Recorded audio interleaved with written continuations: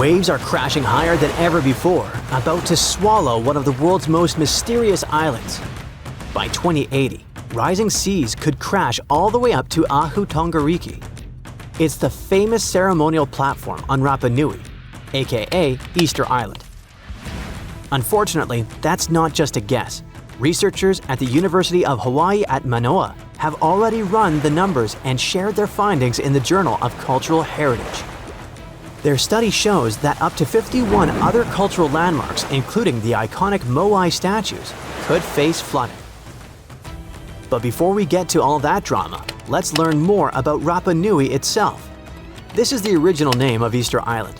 People from Polynesia settled there way back, around 300 CE. Once they made themselves comfortable, they started creating their own wild and creative culture.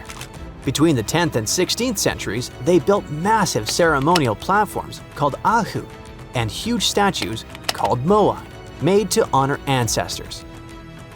Those giant figures still stand today, giving the island a mysterious vibe. Rapa Nui National Park protects all this. It's a Chilean wildlife area, the heart of Rapa Nui culture. The architecture and sculptures here are totally unique, even compared to other Polynesian islands. Easter Island is super remote, literally the farthest inhabited island in the world, sitting 2,300 miles from mainland Chile. The island covers 64 square miles, and the World Heritage Site takes up about 27 square miles, including 4 tiny nearby islets. Rapa Nui National Park is full of archaeological treasures. Experts estimate there are about 900 moai, more than 300 ahu, and thousands of other structures for farming, funerals, houses, and daily life. The moai are incredible. Some stand 6.5 feet tall. Others reach almost 66 feet. Most were carved from yellow-brown lava using simple basalt tools called toki. Some moai were still being carved. Some were being moved to their final ahu, and some were torn down and re-erected. The quarries, like Rano Reraku, show us today how the carvings were made. The ahu come in all shapes and sizes. The biggest is Ahu Tongariki, with 15 moai lined up on top of it. Most ahu have a raised platform of carefully worked stones, a ramp, often paved with smooth beach pebbles, and a flat area in front. Rock art is everywhere. You can find pictographs and petroglyphs in all kinds of styles. Caves hide even more carvings. Even villages, farms, and other structures are super interesting. By the 16th century, according to studies, the Rapa Nui society faced a big crisis. Natural resources ran low. The culture started to change. Many of the megalithic monuments were ruined. The ancestor cult was replaced by the man-bird cult. It was centered in Orongo by the Ranokau volcano. There are 54 semi-underground stone houses there, all shaped like ellipses and decorated with carvings about birds and fertility. This cult lasted until the mid-19th century. It's probably no wonder that colonization brought huge changes. Livestock, forced relocation, and diseases cut the native population to barely over 100 people. Today, the island is home to descendants of the original Rapa Nui people as well as immigrants. They try to keep the culture and still live in the modern world. Sadly, all that heritage might be lost soon, for good. And if nothing is done, rising seas could put Rapa Nui's UNESCO World Heritage status at risk. Scientists say that knowing these risks are just the first step. If we actually realize what's happening, we can figure out how to protect ancient monuments. The team wanted to see just how bad rising seas could get for Rapa Nui. So, they built a digital twin of the island and ran insanely detailed computer models to track waves along the shore. Then they stacked those flood maps on top of data about all the cultural landmarks which they got thanks to local partners. They wanted to see which ones would get hit first. The results were pretty intense.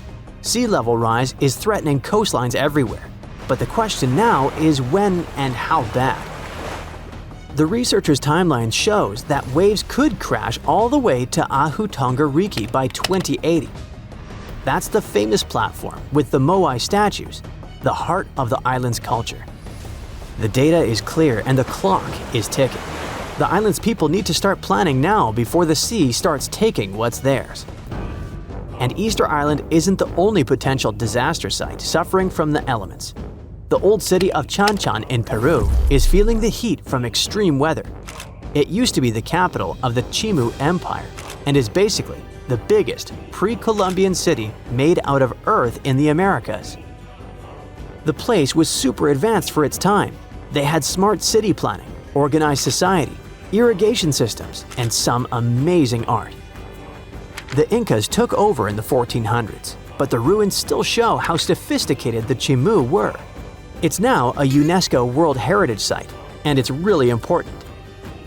And now, El Niño, the warm phase of a natural climate cycle called El Niño Southern Oscillation, brings both heavy rains and long droughts to this place. These ups and downs have happened forever, but now they occur more often. Besides, rising groundwater is making the buildings unstable. To fight this, people are controlling the water table, fixing walls, documenting the architecture, training locals, raising awareness, and making disaster plans. Storms and shrinking sea areas are also causing problems for the 19th century whaler settlement on Hershel Island in Canada. It's so bad that buildings had to be moved inland to stay dry and avoid flooding. If erosion keeps going, locals might have to move them even more, and some structures are likely to be abandoned. Permafrost is also breaking down graves, which makes buried caskets topple and break. If we move to the mosque city of Bagerhat in Bangladesh, we'll find that water and salty soil are wrecking stone buildings. Salt gets into the rocks and then expands when it gets wet. This causes the stones to crack and crumble faster. And this place is a UNESCO World Heritage Site too. It contains 360 mosques, public buildings, water tanks, mausoleums, bridges, roads, and other public buildings. People once constructed them from baked brick. Another place potentially in danger from rising seas and stronger waves is coastal Great Britain. There, weather conditions are threatening lots of historic castles. Hurst Castle in Hampshire, Tintagel in Cornwall, Peel Castle in Cumbria, Bayard's Cove Fort in Devon, Garrison Walls in the Isle of Scilly, and Kelshot Castle in Southampton all face danger. English Heritage says they need to fix walls and build stronger defenses to stop storm damage. Heavy rains and extreme weather are also hitting Edinburgh in Scotland. Flooding and landslides are a serious growing risk. Since 1970, annual rainfall has gone up 13%. The sandstone repeatedly gets wet and dries, which wears down Edinburgh Castle and erodes the volcanic rock it stands on. Is it going to topple one day? If nothing is done soon, time will show, I guess. Another super famous and touristy place that might get flooded soon is Venice in Italy. Its lagoon faces a serious threat from rising sea levels. Flooding is becoming more and more common. This puts the city's buildings and streets at risk. So, as you see, the problem of Rapa Nui aren't unique. Other coastal places like Hawaii face the same threat from rising seas. Ancient temples, sacred burial grounds, and other irreplaceable cultural sites are at risk, just like the Moai and ceremonial platforms of Easter Island. The rising waters don't just threaten buildings, they put the history, traditions, and identity of entire communities in danger. Researchers are using data on coastal flooding to predict what could happen to Rapa Nui and other historical spots. They're mapping the risks, studying how seas will rise, and searching for ways to protect those precious places. The clock is ticking, and without action, some of the most sacred and ancient sites could be lost forever. That's it for today. So hey, if you pacified your curiosity, then give the video a like and share it with your friends. Or if you want more, just click on these videos and stay on the bright side.